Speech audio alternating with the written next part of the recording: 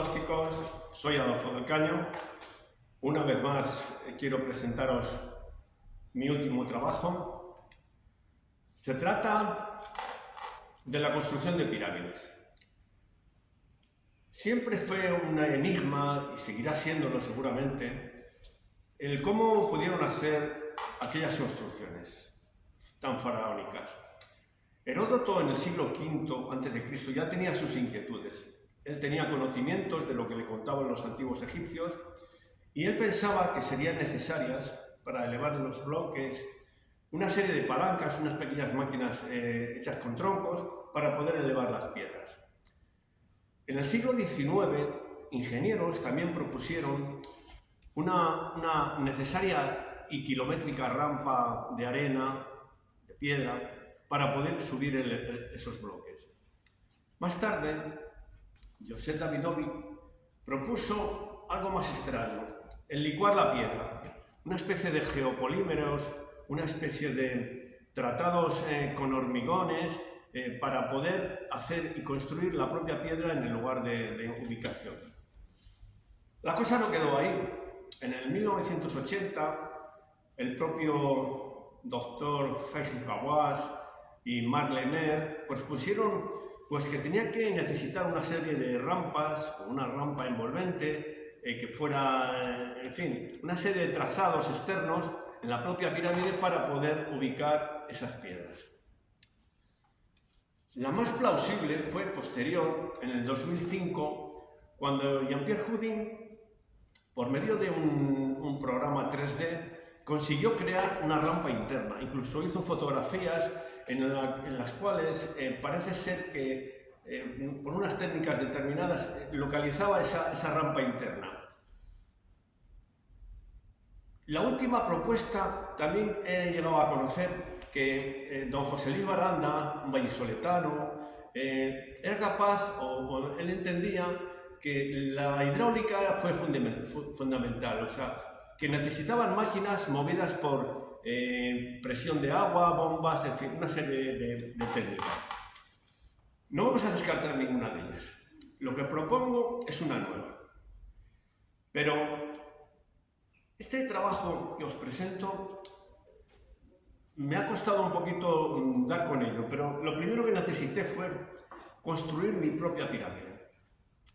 Un programa 3D no me dice nada, porque yo le doy una serie de datos y el ordenador va a ser capaz de construir eso que yo le estoy pidiendo. Pero lo importante es hacer una pirámide. Os propongo el trato.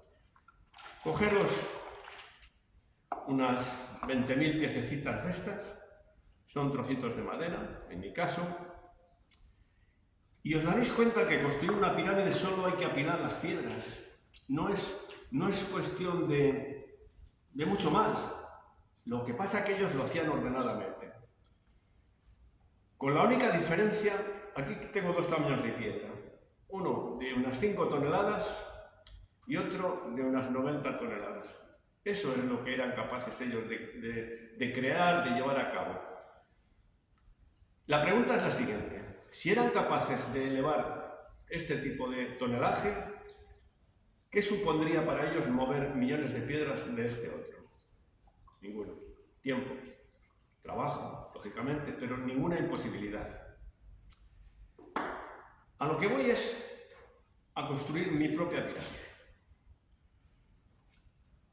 Es difícil exponeros lo que quiero decir. Estoy un poquito nervioso, pero es verdad que creo que podría ser un antes y un después. Al menos a tenerlo en cuenta. Mi técnica propuesta es la siguiente. No me la he inventado, me la ha enseñado la propia pirámide al construirla. La visión que tenían ellos antiguamente sería esta, unas partes cara vista, pero vamos a intentar descubrir la pirámide. Imaginaros que podemos ir a Giza y desmontamos piedra a piedra la pirámide de Keops. Sería algo parecido a esto. Esta es la visión que tenemos nosotros cuando llegamos a Giza. Imaginaros por un momento que todas las técnicas que ellos estudiaron eran válidas. Seguramente llegaron a conclusiones después de darlo un montón de vueltas. Pero vamos a ver si pudo haber una técnica mucho más sencilla. Digo que necesitaron algo más sencillo porque si no, a día de hoy todavía estarían construyendo, seguramente. La técnica que os propongo es la siguiente.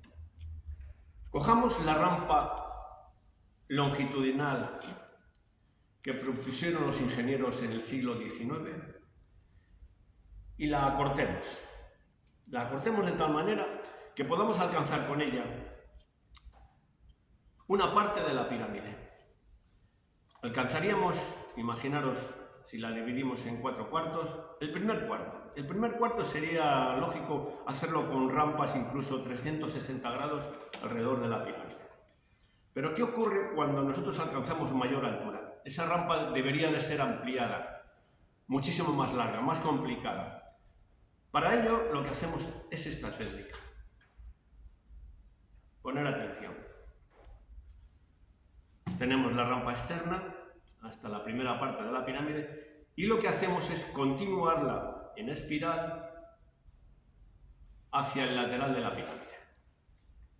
Como veis, vamos cogiendo un trocito de cada teoría anterior y la vamos modificando un poco. Todas son válidas, pueden ser válidas. Hay puntos oscuros en algunas de ellas, pero todas podrían ser válidas. Y nos vamos a la rampa de Houdin, de Jean-Pierre. Sería la rampa interna, pero no como él proponía una tunelación, una especie de construcción de techos, unos giros en las esquinas. La propuesta de Adolfo sería esta: continuar la rampa en abertura, una especie de canal, una especie de garganta, y lo que pasa es que nos permite construir de esta manera.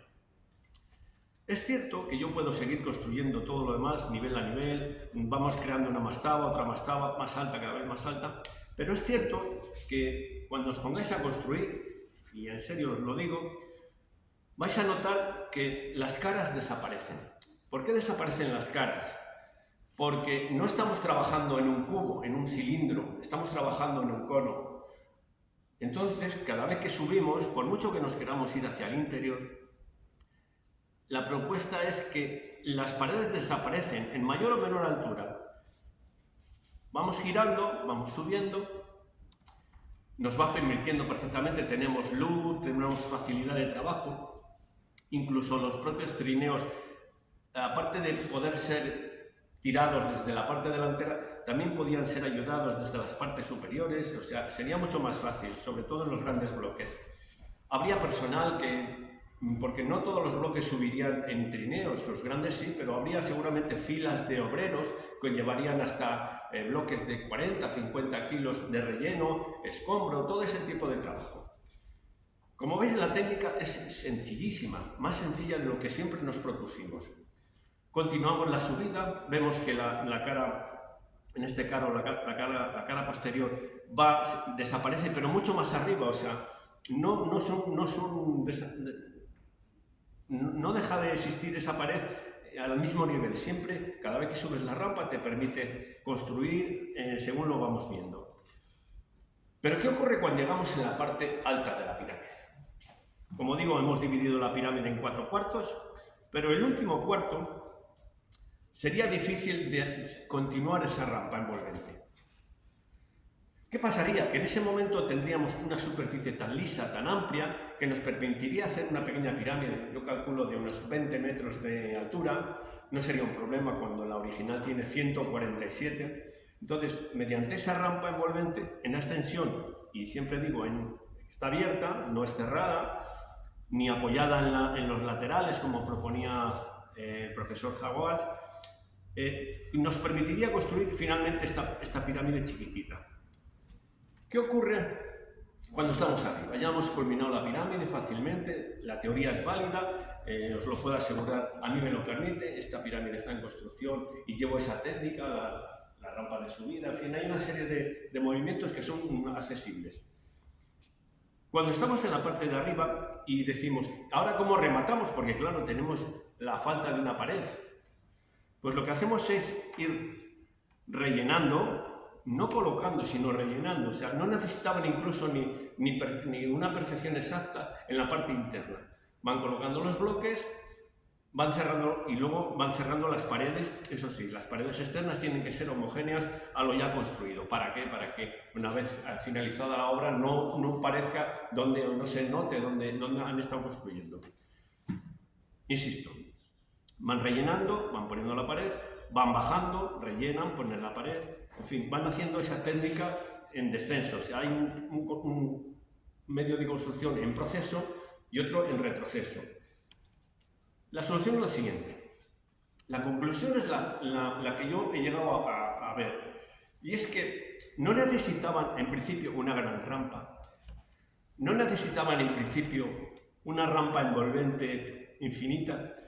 No necesitaron una rampa interna imposible.